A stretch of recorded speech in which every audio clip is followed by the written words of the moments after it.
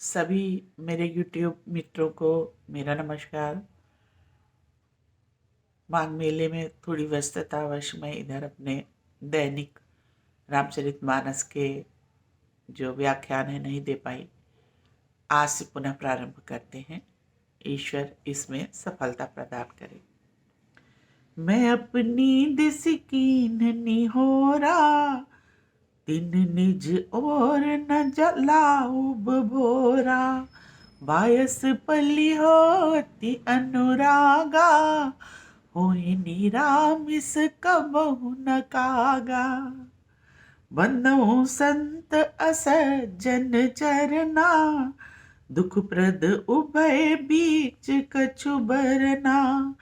बिछुरत एक प्राण हर लेहि, और मिलत एक दुख दारुण देहि। तुलसी बाबा 5वें दोहे के ऊपर की चौपाइयों में ये बताते हैं कि हम कौवे को कितने भी प्यार से पालें, कितने भी उसको अच्छा अच्छा भोजन कराएं, रोज खीर पूड़ी रबड़ी मलाई सब खिलाई जाए, लेकिन वो जो उसकी एक प्रकृति जन्य आदत है गंदगी खाने की, वो उसको नहीं छोड़ सकता है। जहाँ उसको कीड़े मकोड़े गंदगी आदि दिखेगी वो उसको ज़रूर खाएगा, चाहे जितने दिन हम उसको कहीं बंद रख के खूब अच्छा अच्छा भोजन कराएं। तो एक होता है बेसिक नेचर, मूल स्वभाव जो है वो व्यक्ति का परिवर्तित नहीं होता। वो चाहे जितना भी कोई प्रयास कर ले, वो जब ईश्वर प्रेरणा होती है तभी मूल स्वभाव परिवर्तित होता है। इसी प्रकार दुनिया में दो प्रकार के लोग होते हैं। एक सज्जन प्रकृति के लोग होते हैं और एक असज्जन प्रकृति के लोग होते हैं। इसी को कहते हैं साधु पुरुष और असाधु पुरुष। दोनों प्रकार के लोग होते हैं। तो दोनों ही प्रकार के लोग दुख देते हैं। कैसे दुख देते हैं? असज्जन व्यक्ति जो है वो मिलते ही कष्ट दे देता है। जैसे ही मिलेगा वो अपनी वाणी से, कर्म से, किसी न किसी चीज से आपको बिच्छू के समान डंक मार देगा और आपको कष्ट पहुंचा देगा। और सज्जन व्यक्ति कैसे कष्ट देते हैं? वो आपका इतना ख्याल रखते हैं, इतना प्यार देते हैं, इतना ज्ञान देते हैं, और तो जब वो आपसे बिछड़ते हैं तब वो आपको दुख देते हैं। तो जो सज्जन व्यक्ति है वो बिछड़ते समय दुख देता है, और जो दुष्ट मनुष्य है वो मिलते ही कष्ट दे देता है। तो हम अपने आचरण को इस प्रकार का बनाएं कि हम अपने तरफ से जिसका जितना जो भी केयर संभव है, उसका जो भी जिस प्रकार से मदद मनुष्य की संभव है करें, जिससे कि जब वो हमसे अलग हो तो हमें हमारे बिछड़ने का उसे कष्ट हो। तो यही एक अच्छे इंसान का लक्षण है, साधु पुरुष का यही लक्षण है। फिर कहते हैं, उपजई एक संग जग माही, जलज जोक जिम गुण बिलगाही। सुधा सुरा सम साधु असाधु, जनक एक जग जलधि अगाधु। एक ही साथ जो है समुद्र में, जल में कमल भी खिलता है और जोंक भी वहीं पैदा होती है। जोंक जो है वो आपके शरीर से चिपक जाएगी तो आपका खून चूस लेगी और आपको कष्ट और दर्द देगी। जबकि कमल जो खिलेगा वो आप उसको स्पर्श करेंगे तो स्निग्धता प्रदान करेगा, खुशबू देगा, आँखों को देखने में प्रिय लगेगा। तो दोनों जो हैं, उपजहि एक संग जगमाही, जलज, जलज मतलब कमल, और जोंक जिमि गुण बिलगाई। एक साथ एक ही उसी जल से दोनों उपजते हैं, लेकिन दोनों के गुण अलग अलग हैं। इसी प्रकार सुधा और सुरा, सुधा मतलब अमृत और सुरा मतलब मदिरा के ही समान साधु और असाधु पुरुष के लक्षण भी हैं। दो जैसे अमृत और विष दोनों ही समुद्र मंथन से निकला था, तो अमृत तो सभी पी लेते हैं भाई, चाहते हैं, देवता लोगों ने अमृत लिया।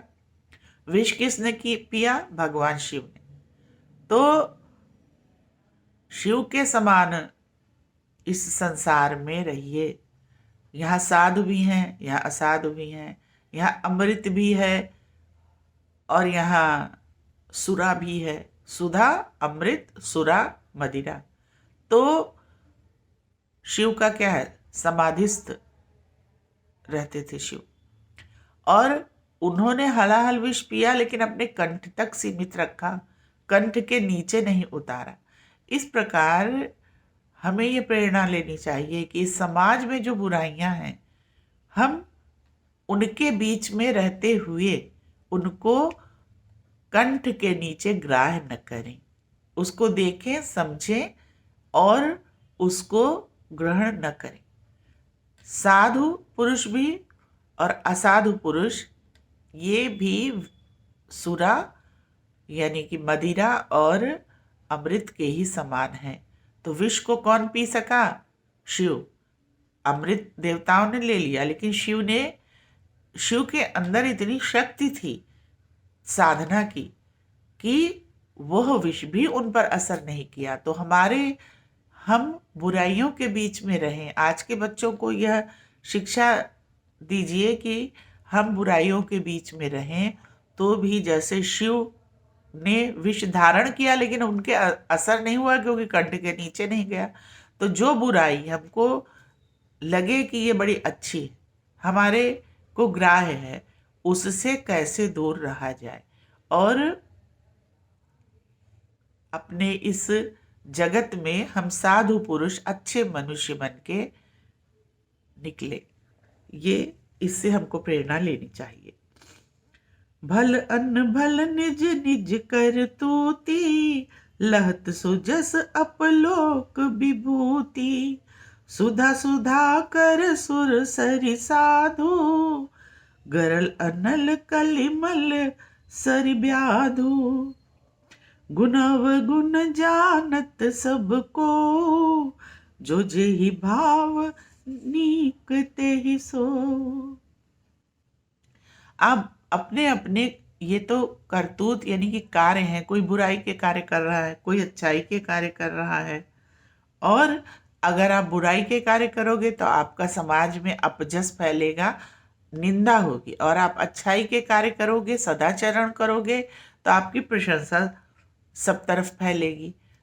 तो हमें साधु पुरुषों का संग करना चाहिए, अच्छे मनुष्यों का संग करना चाहिए, संतों का संग करना चाहिए, या गृहस्थ में भी जो अच्छे मनुष्य हैं उन्हीं से मित्रता करनी चाहिए।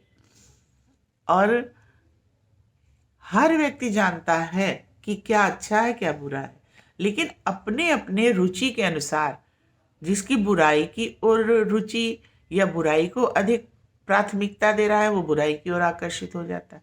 जो अच्छाई को प्राथमिकता देता है या जिसको सतोगुण जागृत है वो अच्छाई की ओर आकृष्ट हो जाता है। तो अपने अपने स्वभाव के अनुसार ही व्यक्ति उस तरफ जाता है। किंतु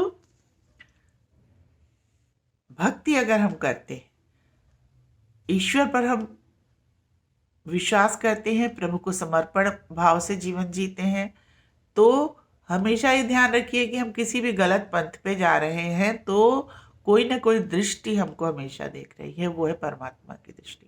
और अगर कुसंग हो गया, अगर आप गलत पंथ पर चले गए तो वो परमात्मा आपको अपजस देगा।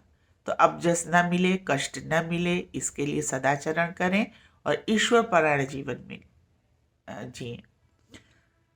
भलो भलाई पहलहै लहै निचाई नीचु, सुधा सराहै अमरता और गरल सराहै मीठ।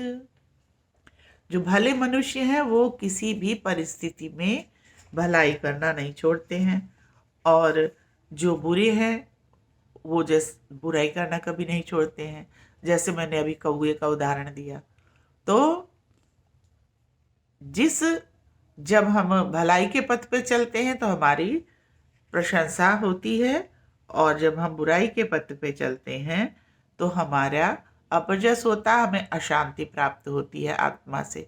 शांति अच्छे आचरण से ही और भगवत समर्पित जीवन जीने से ही प्राप्त होगी। धन्यवाद।